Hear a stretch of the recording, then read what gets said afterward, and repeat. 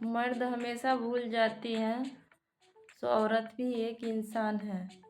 देखिए इस वीडियो में औरत को पीस है, कदर है। पीस है। पूरा वीडियो देखिएगा दोस्तों, बहुत ही अच्छा वीडियो है।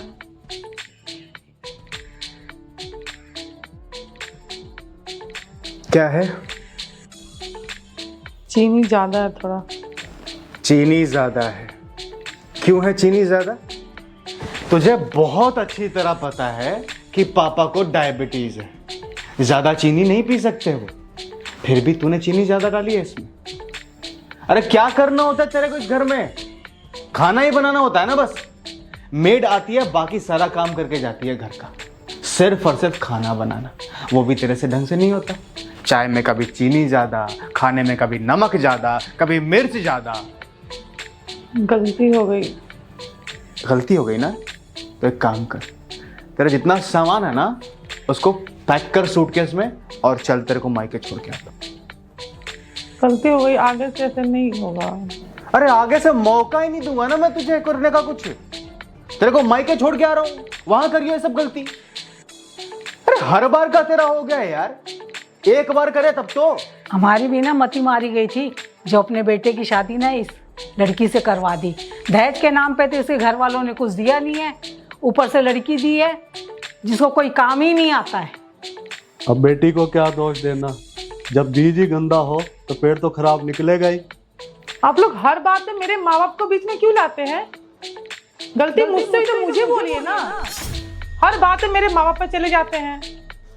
और बात रही दहेज की, दिया तो है आपको 5 लाख कैश, गोल्ड, फर्नीचर, जो भी आपने बोला सब कुछ मेरे पापा ने आपको दिया। अब आपको और भी चाहिए?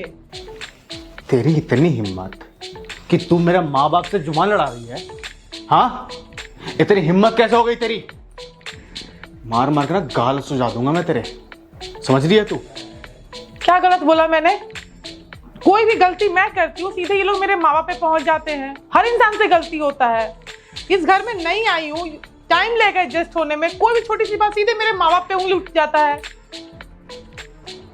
हाँ, दिया था तेरे घर वालों ने दहेज, हमारे पे ना कोई एहसान नहीं किया उन्होंने।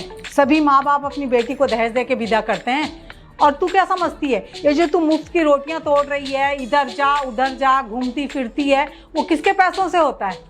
हमारे पैसों से होता है ना। और हाँ बहू, एक बात और ध्यान से सुन, हमने गया था तेरे बाप के दरवाजे पर, वही आया था 10 बार नाक रगड़ने, मेरी बेटी का रिश्ता ले लो, मेरी बेटी का रिश्ता ले लो। वही आया था हमारे ऊंचे खानदान को देखकर।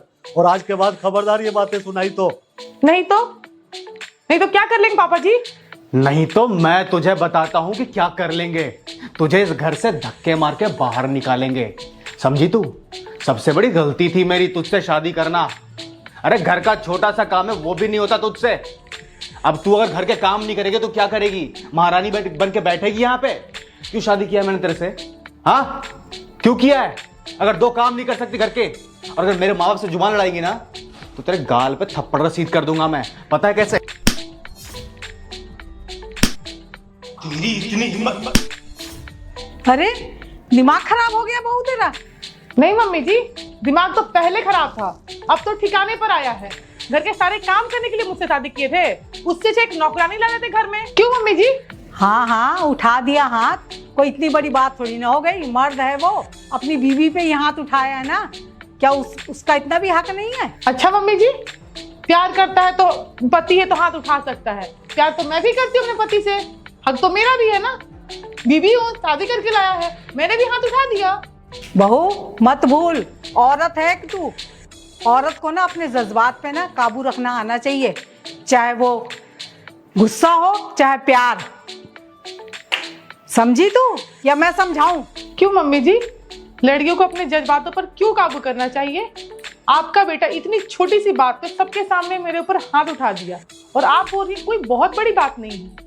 आपके लिए नहीं होगी बड़ी बात, मेरे लिए बहुत बड़ी बात है। मेरा सेल्फ रिस्पेक्ट है।